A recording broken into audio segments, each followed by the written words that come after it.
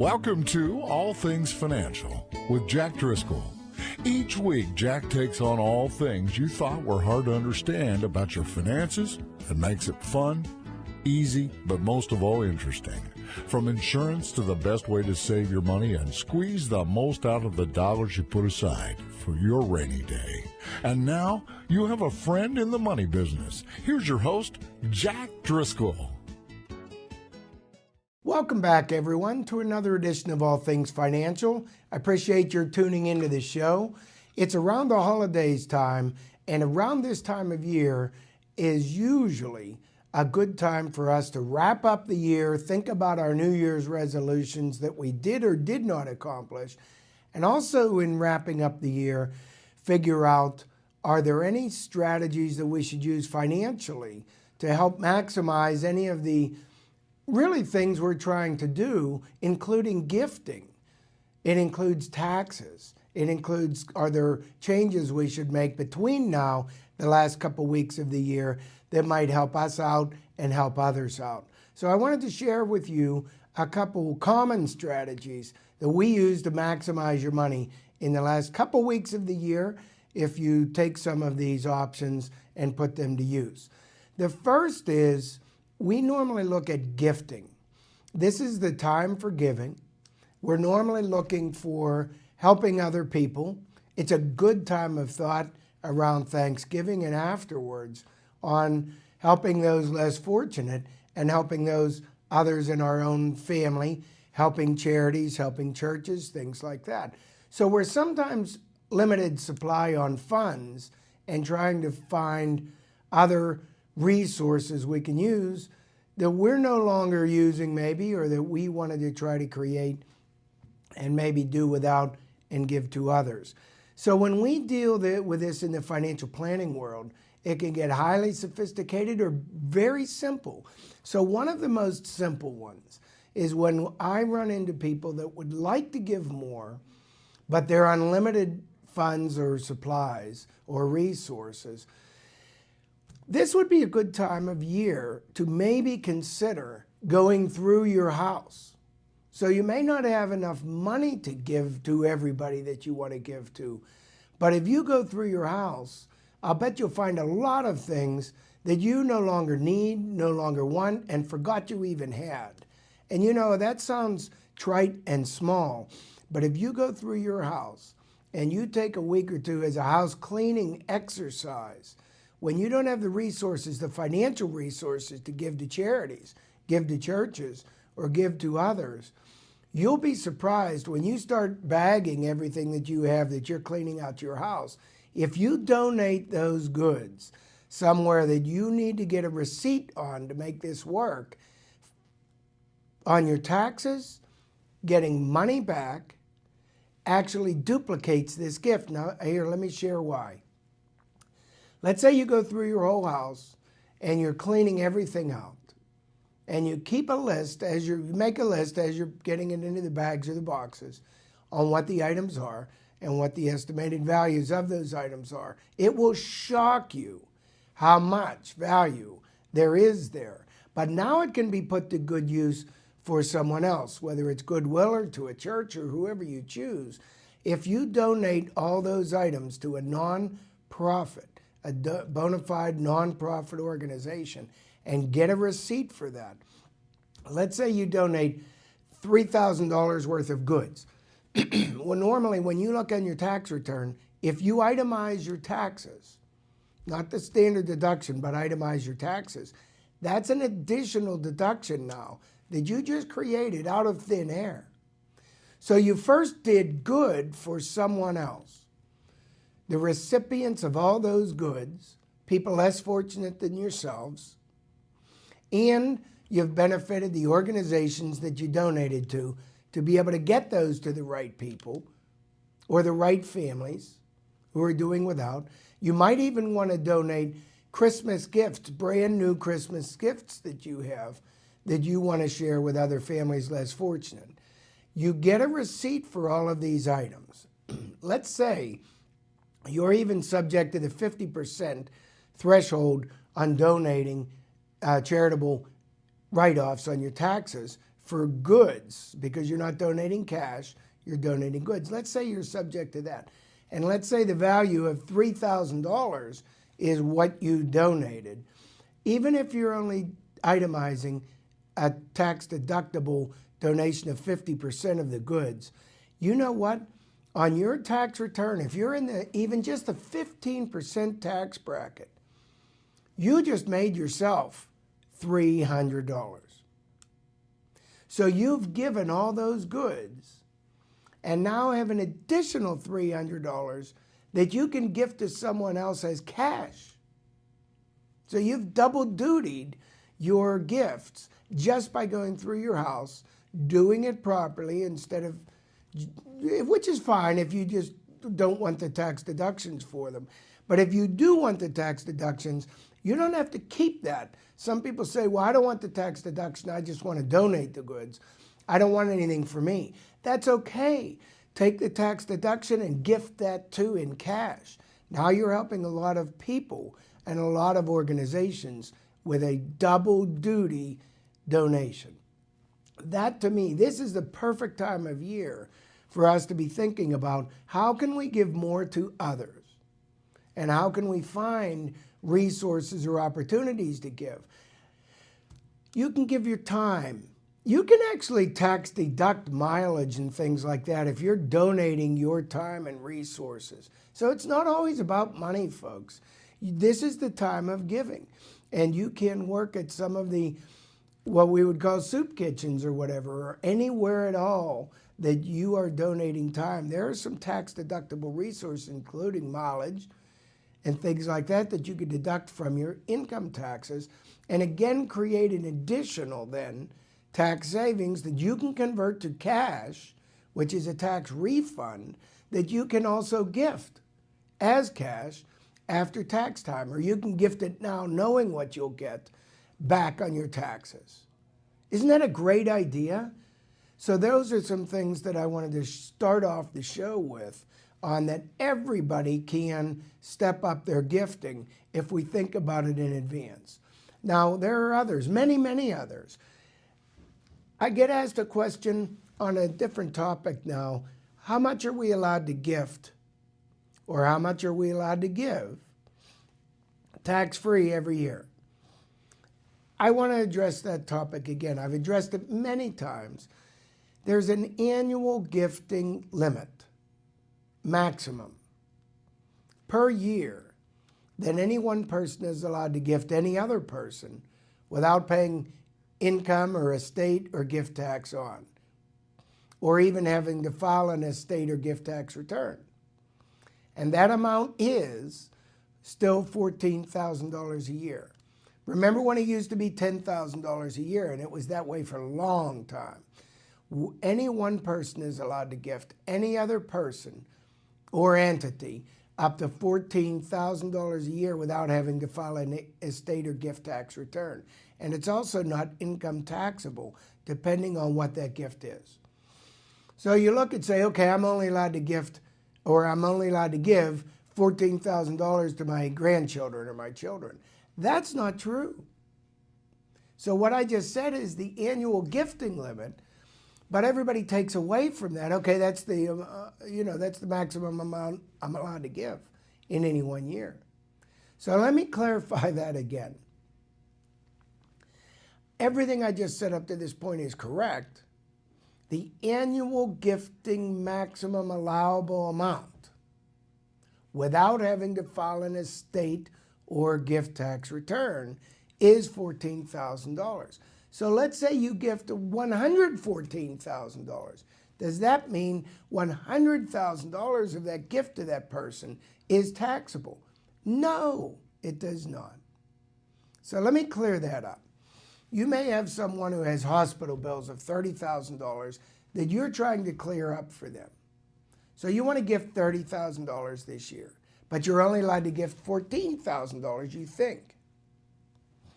So you say, here, this will help you out, $14,000. I wish I could give you more. I'd give you more, but I can't. That's not true. If you gift the whole $30,000, it's still not taxable to them. if you're gifting someone cash, you already paid tax on whatever the holdings were. So cash is cash. So if you gift someone $30,000, that's not tax to them. So what's the big issue then, you're asking? Any gift you give to any individual over $14,000, you have to file a federal estate or gift tax return. So you say, aha, well then why would I do that? I thought it was taxable. It's not taxable. It's subject to the federal estate and gift limitations, which you're allowed. Here's how it works. Any one person in today's tax code, tax laws, is allowed to gift any other person or die in any inheritance total value. You're allowed to own and transfer during your lifetime or after your death a maximum of no more than, I didn't look it up before the show, 5.4 some million dollars. It was 5.43. I can't remember whether it was indexed higher this year or not by another $10,000 or so. $5.43 million last year.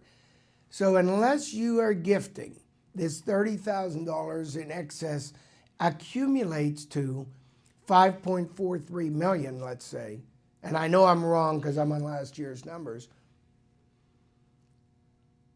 That's not a taxable gift. What you do have to do is file a gift tax return, Form 709, and you have to show that you gifted $16,000 in excess over the $14,000 annual maximum allowable amount this year before you have to file that return. That's all it means. So you're just disclosing, okay, I used up $16,000 of my $5 million limit. All it does is put it on record. Okay, that person's used up $16,000 of their $5.4 million limit. So it's a record-keeping item. Next year you do $114,000. Okay, they've used up another $100,000 toward their $5.43 million. If you don't have $5.43 million, who cares how much of that gets notched up toward that? No amount is taxable for federal estate and gift taxes until you exceed that you've given during lifetime or death in excess of $5.43 million. So stop worrying so much about this $14,000 a year annual gifting maximum. Now, there's an easy strategy, a couple easy strategies. So I'm talking about this near the end of the year because you want to gift to the children or grandchildren, let's say, and I get asked this question near year end. How much can I gift? How much can I gift? How much can I gift? So that's why I'm talking about it again. First discussion, $14,000. Second discussion, your wife or husband, if you're married, can also give $14,000 to that same child. Let's say you have 3 children. And I'm sure most of you have heard this before, but I'm reiterating this. 3 children. You, the husband, you, the wife, are each able to gift $14,000 to each of your children. If your children are minors, you might put it into trust. You might do it as an estate planning strategy. That's between you and your tax advisors and your legal professionals to help consult you with. But the key is you could shift money of up to $14,000 a year, any one individual to any other one individual, without having to file a federal gift or estate tax return. And it's not income taxable, it's cash in this case. Now, if you gift taxable items like stocks, that's a different discussion, which we could talk about. But anyway, husband gifts $14,000 to child number 1, whether they're minors or whether they're out of the house already and married to somebody else and already have their own kids. Wife donates another $14,000. That's a total of $28,000 to child number 1. They can do the same in combination to child number 2. They can do the same in combination to child number 3. Now you have gifting of about $84,000 total and it all fell under the $14,000 annual limit. Pretty cool, right? So you look at that and you say, wait a minute, we just gifted $84,000. We're shifting assets to other generations. Who else can we find to give to? Well, grandchildren. So you look at grandchildren and you'll say, okay, what about their spouses? What about your children's spouses? So all three of them, let's say, are married. You could do another $84,000, let's say, to each spouse. So now you have $168,000 to each child in combination to their family. To their grandchildren, it maximizes even more. So you have $28,000 to this first spouse, $28,000 to the second spouse. So that's $56,000 right there. You multiply this thing out, and then you go down to the grandchildren. You've benefited 3 families. If each of those children of yours who are married have 3 children themselves, that's 9 children, and each of you are 2 spouses. Those are major gifts, a couple $100,000 easily. May get up to about $500,000 all in 1 year at the $14,000 a year annual maximum. Do you see where I'm going with this? So don't feel so limited by these gifts.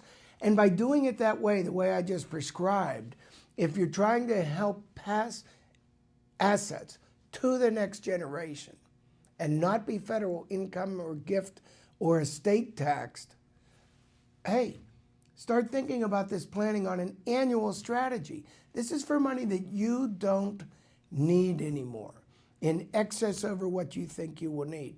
That means you're covered on anything that can go wrong and you won't need that money back.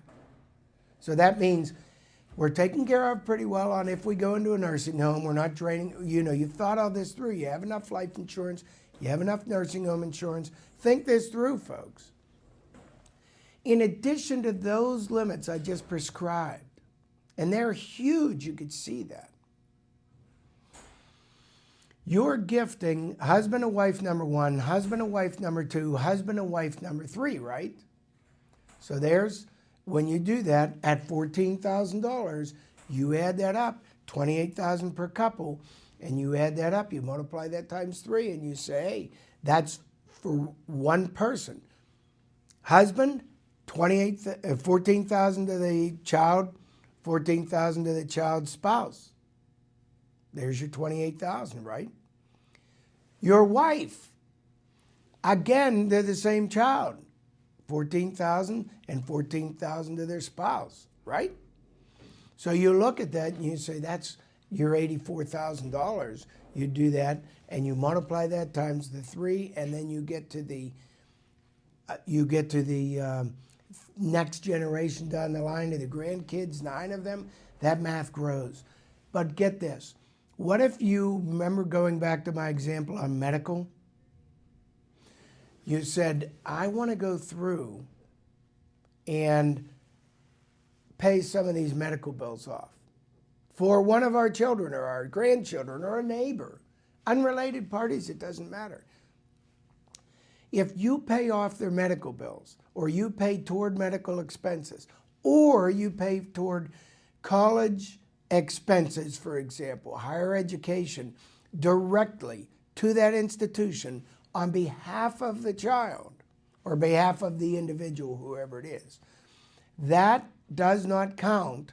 So it's an excess gift that you're able to make on behalf of that individual, over and above also giving them directly $14,000. And none of it has to be recorded on a federal estate or gift tax return because it met the annual maximum gifting requirements.